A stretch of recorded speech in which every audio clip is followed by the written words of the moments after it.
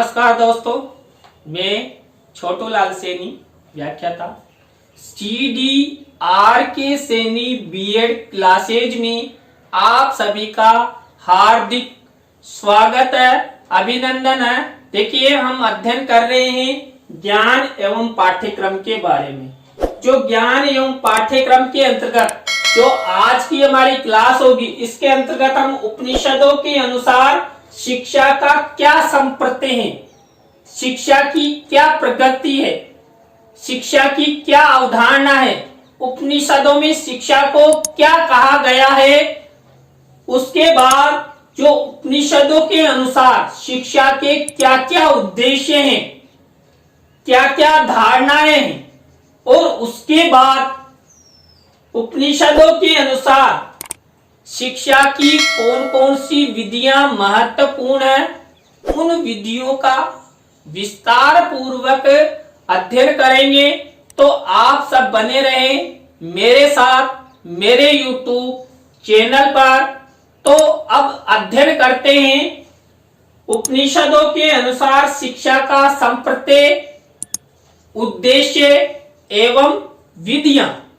उपनिषदों के अनुसार शिक्षा का क्या संप्रत्य है। देखिए, शिक्षा का संप्रत्य शिक्षा की प्रकृति या शिक्षा की अवधारणा किनके अनुसार? उपनिषदों के अनुसार। देखिए, जो उपनिषद है उसमें शिक्षा का क्या अर्थ दिया हुआ है कि उपनिषदों में शिक्षा, उपनिषद है, उपनिषदों में शिक्षा ज्ञान या विद्या है। देखिए, आपसे पूछा जाए कि उपनिषदों के अनुसार शिक्षा क्या है, तो उपनिषदों के अनुसार शिक्षा ज्ञान या विद्या है, जिसके माध्यम से हम ज्ञान प्राप्त करते हैं, जिसे हम विद्या भी कहते हैं। इसके बाद देखिए, ज्ञान की पूर्णतः प्राप्ति उपनिषदों में निहित है। देखिए, जब हमने ज्ञान के बारे में अध्ययन किया था तो हमने ये भी पता लगा लिया था कि ज्ञान ही शिक्षा है और शिक्षा ही ज्ञान है, और ज्ञान का स्वरूप शाश्वत सत्य होता है। तो देखिए, जो उपनिषद होते हैं उन उपनिषदों में जो ज्ञान की प्राप्ति है, शिक्षा की प्राप्ति है, विद्या की प्राप्ति है, वो उपनिषदों में ही निहित होती है। देखिए, हमारी जो प्राचीन भारतीय जो दर्शन है, भारतीय जो ग्रंथ है, जो युगों युगों से हमारे देश की शोभा बढ़ा रहे हैं, उन उपनिषदों में ज्ञान और विद्या के द्वारा इस संसार के जो दार्शनिक ज्ञान, तर्कीय ज्ञान, चिंतनीय ज्ञान को प्राप्त किया जा सकता है। इसके बाद देखिए, उपनिषदों में ज्ञान का अर्थ भी बताया गया है कि ज्ञान क्या है? ब्रह्म को पहचानना। देखिए, मैंने पहले आपको बताया भी था, ब्रह्म का अर्थ होता है सत्य। तो सत्य की पहचान करना क्या हो गया? ज्ञान का अर्थ हो गया। और सत्य की पहचान करने पर हमें क्या हो जाता है? शिक्षा की प्राप्ति हो जाती है। तो शिक्षा ही ज्ञान है और ज्ञान ही शिक्षा है। ब्रह्म की प्राप्ति जिसने कर ली, उसने ज्ञान प्राप्त कर लिया, शिक्षा प्राप्त कर ली, और इस संसार सागर में जो मोह माया, इन सबसे परे जो सत्य का ज्ञान है, सत्य का विचार है, सत्य को पहचानने समझने की शक्ति उसमें आ जाती है। शिक्षा की प्रक्रिया द्वारा ब्रह्म को पहचाना जा सकता है। देखिए, ब्रह्म यानी सत्य को हम किस प्रकार पहचान सकते हैं? शिक्षा की प्रक्रिया द्वारा। देखिए, ब्रह्म सत्य को पहचानने के लिए हमें शिक्षा की आवश्यकता होती है, और शिक्षा के द्वारा ही हम ज्ञान की प्राप्ति करते हैं, और ज्ञान की प्राप्ति होने पर हमें सत्य की पहचान हो जाती है, ब्रह्म की पहचान हो जाती है। हम किसी भी वस्तु, किसी भी तथ्य, किसी भी पदार्थ के बारे में, सत्य और असत्य के बारे में पहचानने के योग्य हो जाते हैं। वो किसके द्वारा? ज्ञान के द्वारा, शिक्षा के द्वारा, विद्या के द्वारा। इसके बाद देखिए, उपनिषदों के अनुसार शिक्षा के द्वारा ही आत्मज्ञान प्राप्त किया जा सकता है। देखिए, कोई व्यक्ति आत्मज्ञान प्राप्त करना चाहता है तो उसको हम उपनिषदों के अनुसार शिक्षा के द्वारा ही, देखिए, आत्मज्ञान की प्राप्ति भी हमें शिक्षा के द्वारा ही, ज्ञान के द्वारा ही प्राप्त की जा सकती है। मान लीजिए कोई व्यक्ति ईश्वर को प्राप्त करना चाहता है तो ईश्वर की प्राप्ति के लिए हमें अथाह प्रयास करने होंगे। अंतिम ईश्वर की प्राप्ति भी क्या माना जाता है? ज्ञान और शिक्षा माना जाता है कि ईश्वर की प्राप्ति होना यानी कि ज्ञान की पूर्णतः प्राप्ति हो जाना और संसार के जो ये लोभ, माया, क्रोध, ये आदि जो घृणा आदि जो भावनाएं है ना, वो सब निकल जाती है इस संसार सागर से। वो अलग ही ज्ञान की खोज में निकल जाता है। जैसे हमारे महात्मा बुद्ध निकले, स्वामी विवेकानंद जी, तो आदि विद्वानों ने, आदि विचारकों ने ज्ञान की पूर्णता प्राप्ति हेतु आत्मज्ञान को प्राप्त किया। अब आगे देखिए, आत्मज्ञान तथा आध्यात्मिकरण की प्रक्रिया द्वारा, देखिए, आत्म ज्ञान यानी कि खुद की आत्मा को पहचान लेना और आध्यात्मिकरण की प्रक्रिया द्वारा मनुष्य को शिक्षा प्रदान की जा सकती है। देखिए, जो आत्मज्ञान होता है, आत्म विद्या होती है, यानी अपनी आत्मा जानने लगे, समझने लगे, और आध्यात्मिकरण यानी कि हमारा जो प्राचीन ज्ञान है, हमारे जो शास्त्र अध्ययन है, दर्शन है, वेद पुराण है, इनके आध्यात्मिकरण की प्रक्रिया द्वारा मनुष्यों को शिक्षा प्रदान की जा सकती है। तो देखिए, इसके बाद अभी हमने उपनिषदों के अनुसार शिक्षा का संप्रत्यय का अध्ययन किया। अब हम उपनिषदों के अनुसार जो शिक्षा के उद्देश्य हैं कि उपनिषदों के अनुसार शिक्षा के क्या क्या उद्देश्य हैं, उनका हम अध्ययन करेंगे। उपनिषदों के अनुसार शिक्षा के उद्देश्य, देखिए, उपनिषदों के अनुसार शिक्षा के क्या क्या उद्देश्य हैं। पहला उद्देश्य है चारित्रिक निर्माण करना। देखिए, जो उपनिषद है, उस उपनिषद में शिक्षा का प्रमुख उद्देश्य माना गया है मनुष्य का चारित्रिक निर्माण करना, मनुष्य का चारित्रिक विकास करना। देखिए, वर्तमान समय हो या पूर्व समय हो, सबसे मुख्य कार्य होता है चरित्र का निर्माण यानी कि नैतिकता का निर्माण। देखिए, हम किसी से भी बात करते हैं, संप्रेषण करते हैं, तो किसी का अभिवादन करने का तरीका, अपना व्यक्तित्व बनाने का आदि जो क्रियाएं होती है, वो चरित्र निर्माण के अंतर्गत आती है। हम किसी से भी गाली निकालकर बात करें तो ये चरित्र निर्माण नहीं है। हम दूसरे से नैतिकता के साथ, अभिवादन के साथ, प्रेम से, भाईचारे से यदि बात करें तो वह हमारा चरित्र निर्माण है। और चरित्र निर्माण होने से जो मनुष्य होता है वो समाज में अच्छा स्थान प्राप्त करता है, अच्छे पद की उसे प्राप्ति होती है, उसका मान सम्मान और इज्जत समाज में बढ़ती है। तो उपनिषदों के अनुसार जो चारित्रिक निर्माण का लक्ष्य है वो महत्वपूर्ण है और उस लक्ष्य को वर्तमान शिक्षा में भी निहित किया गया है। देखिए, वर्तमान में जो नैतिक मूल्यों का पतन हो रहा है, उन नैतिक मूल्यों को वापस लाने के लिए हम उपनिषदों, वेदों आदि की ओर वापस जा रहे हैं, क्योंकि हमारे जो चारित्रिक निर्माण, नैतिक मूल्य हैं, उनका पतन हो रहा है। इसके बाद देखिए, दूसरा लक्ष्य है मानसिक विकास करना। देखिए, मेंटली, यानी कि जो उपनिषद है उनके अनुसार शिक्षा का दूसरा लक्ष्य है मनुष्य का मानसिक विकास करना। देखिए, मनुष्य का मानसिक रूप से विकास ठीक ढंग से होगा तो वो इस संसार सागर की जो क्रियाएं हैं, योजनाएं हैं, जो गृहस्थी जीवन है, परिवार का पालन पोषण है,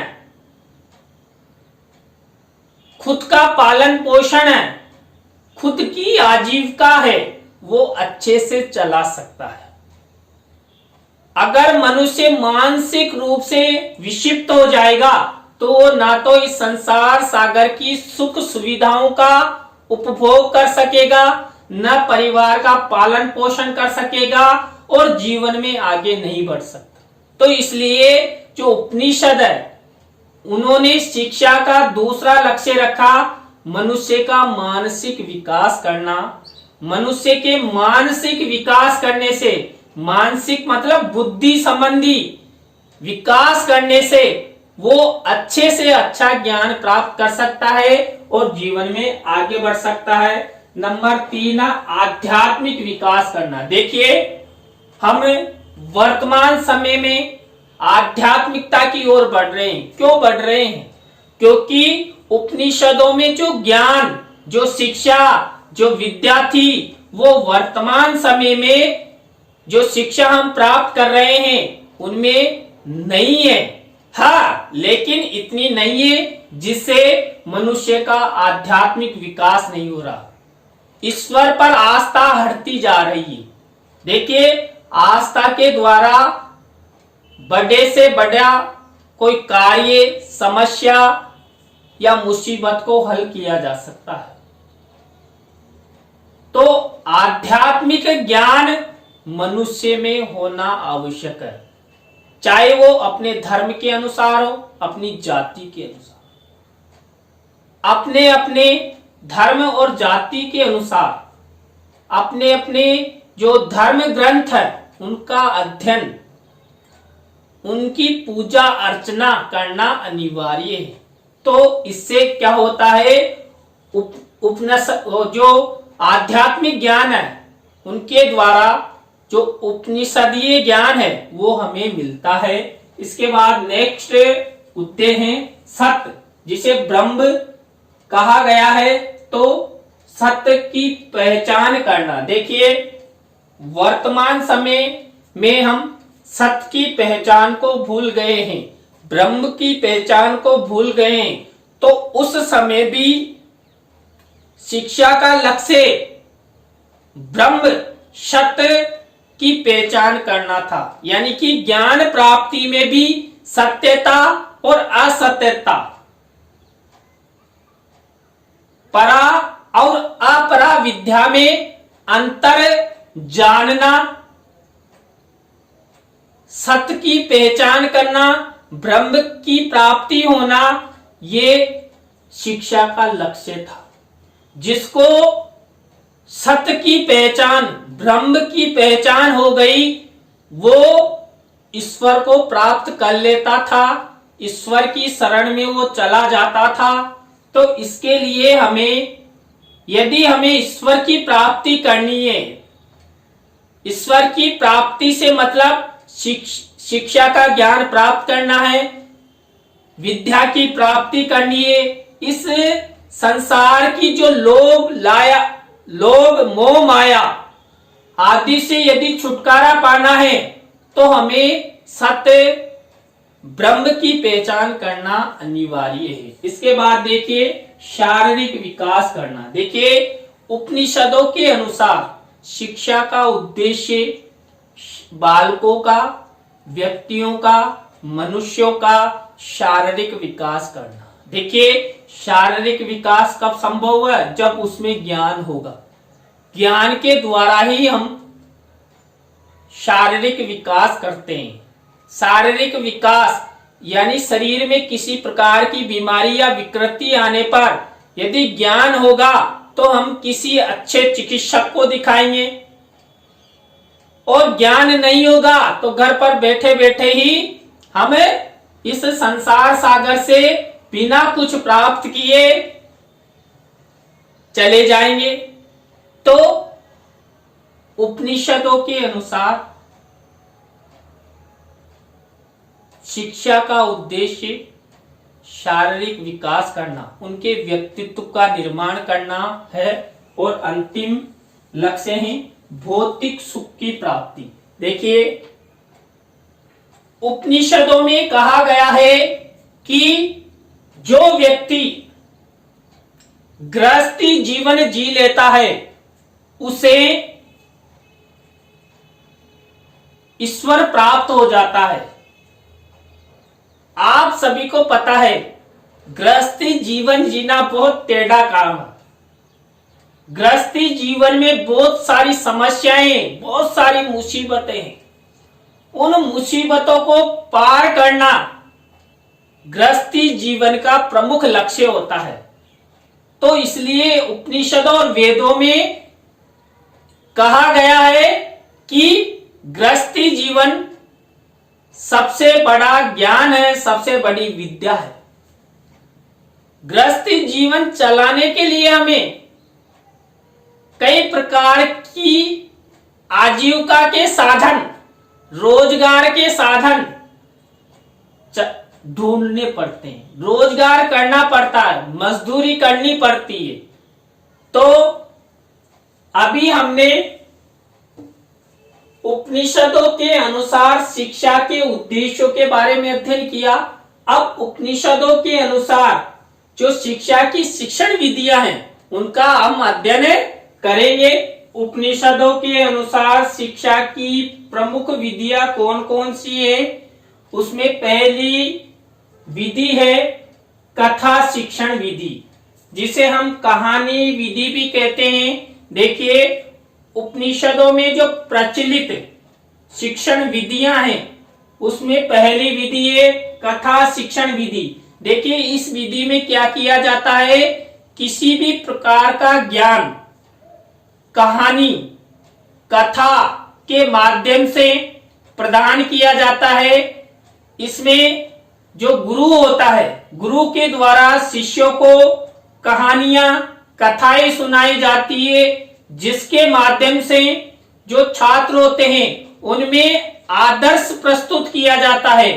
अभी मान लीजिए वर्तमान समय हम किसी भी प्रकार के छात्रों को मोटिवेशन प्रदान करना चाहते हैं तो हम किसी विद्वान, विचारक या हमारे आदर्श व्यक्तित्व की कहानी सुनाकर, कथा सुनाकर उन्हें मोटिवेशन प्रदान करते हैं, एक आदर्श प्रदान करते हैं। तो उपनिषदों के समय भी, उपनिषदों में भी कथा शिक्षण विधि को महत्व दिया गया है। इसके बाद दूसरी विधि है स्वाध्याय या उपदेश विधि। देखिए, इसमें क्या होता है कि जो हमारे वेद हैं, हमारे जो ग्रंथ हैं, उनको स्वाध्याय के माध्यम से, पारायण के माध्यम से अध्ययन किया जाता है। स्वयं के द्वारा ही स्वाध्याय करना, स्वयं के द्वारा ही पढ़ना। उपदेश विधि, देखिए उपनिषदों के अनुसार उपदेश देना। अभी आपने देखा होगा कि एक कथावाचक, कहानी वाचक, एक गुरु सामने बैठा रहता है या खड़ा रहता है और सामने श्रोता होते हैं जो सुनते रहते हैं। तो उपनिषदों में स्वाध्याय तथा उपदेश विधि को प्रमुख रूप से माना गया है, महत्व अधिक दिया गया, क्योंकि उस समय उपनिषदों के निर्माण के समय कोई लिखित संसाधन नहीं थे, तो उपदेश के माध्यम से, स्वाध्याय के माध्यम से ज्ञान प्रदान किया जाता था। तीसरी है दृष्टांत विधि, यानी कि दृष्टांत, अपनी दृष्टि कैसी है, हमने उपनिषदों में ब्रह्म सत्य की पहचान का अध्ययन किया है। तो यहां पर क्या होता है, जो दृष्टांत विधि है, इस विधि में जो ब्रह्म है और जो जीव है, जीव कौन, मनुष्य है, जिस व्यक्ति या वस्तु में जीव है उसके बारे में समझना, उसके बारे में दृष्टिकोण उत्पन्न करना दृष्टांत विधि के अंतर्गत ज्ञान प्रदान किया जाता है। मान लीजिए हम किसी वस्तु, किसी तथ्य या पदार्थ के बारे में क्या दृष्टिकोण रखते हैं, तो वह हमें दृष्टांत विधि के माध्यम से शिक्षण करवाना चाहिए छात्रों को, जिससे उनको ज्ञान प्राप्त हो सके, शिक्षा प्राप्त हो सके। अगली है व्यवहारिक विधि, जिसे योग विधि भी कहते हैं। देखिए इस विधि के अंतर्गत क्या किया जाता है, योग प्राणायाम, इंद्रियों के संयम, इंद्रियों के निग्रह, आत्मशक्ति को बाहर लाने का कार्य, आत्मशक्ति को बाहर लाने का ज्ञान, शिक्षा, विद्या व्यवहारिक विधि के माध्यम से छात्रों को प्रदान की जाती है। इसके बाद है सूत्र विधि। देखिए हम जो पौराणिक ग्रंथों, वेद, उपनिषदों का ज्ञान प्राप्त करते हैं तो वहां सूत्रों की महत्ता को बरकरार रखा गया है। देखिए हम छात्रों को अध्ययन अध्यापन में यदि सूत्रों का प्रयोग करते हैं, आप सभी को पता है शिक्षण के सूत्र कौन कौन से हैं, जैसे ज्ञात से अज्ञात की ओर, सूक्ष्म से वृहत की ओर, सामान्य से विशिष्ट की ओर। तो ये जो शिक्षण सूत्र है, उन शिक्षण सूत्रों के माध्यम से छात्रों को ज्ञान प्रदान किया जाता है। इसके बाद देखिए विचार विमर्श विधि। देखिए हम छात्रों को ज्ञान प्रदान करना चाहते हैं, अधिगम करवाना चाहते हैं, तो विचार विमर्श विधि, पैनल डिस्कशन, वाद विवाद आदि के माध्यम से हम छात्रों को अच्छा ज्ञान प्रदान कर सकते हैं। तो उपनिषदों में भी विचार विमर्श विधि को महत्वपूर्ण माना गया था और वर्तमान समय में भी यदि हम छात्रों को अधिक से अधिक ज्ञान प्रदान करना चाहते हैं, शिक्षा प्रदान करना चाहते हैं, तो विचार विमर्श के माध्यम से अधिक अधिगम, अधिक शिक्षा, अधिक विद्या प्रदान की जा सकती है। इसके बाद देखिए संवाद विधि। देखिए आपस में एक दूसरे का संवाद करके, दो व्यक्ति आपस में बैठकर, जिसे हम विचार विमर्श विधि भी कह सकते हैं, तो संवाद करके, संप्रेषण करके, चाहे वो हम इलेक्ट्रॉनिक मीडिया के माध्यम से या मौखिक रूप से आमने सामने जैसे भी बैठकर दृश्य श्रव्य उपकरणों के माध्यम से आपस में संवाद कर छात्रों को अधिक से अधिक ज्ञान प्रदान कर सकते हैं। इसके बाद देखिए प्रतिगमन विधि। देखिए प्रतिगमन विधि उपनिषदों में महत्वपूर्ण विधि मानी जाती है। हम किसी भी तथ्य, वस्तु या पदार्थ के बारे में सूक्ष्म अध्ययन करना चाहते हैं, तो उस वस्तु या पदार्थ के अंदर जो तत्व निहित है उनको जानना पड़ेगा, समझना पड़ेगा, तब जाकर हम छात्रों को अच्छा ज्ञान प्रदान कर सकते हैं। इसके बाद संश्लेषण विश्लेषण विधि। देखिए उपनिषदों में भी और वर्तमान समय में भी किसी पदार्थ, तथ्य या घटना के बारे में हम उसका संश्लेषण कर, तदुपरांत विश्लेषण कर छात्रों को ज्ञान प्रदान कर सकते हैं।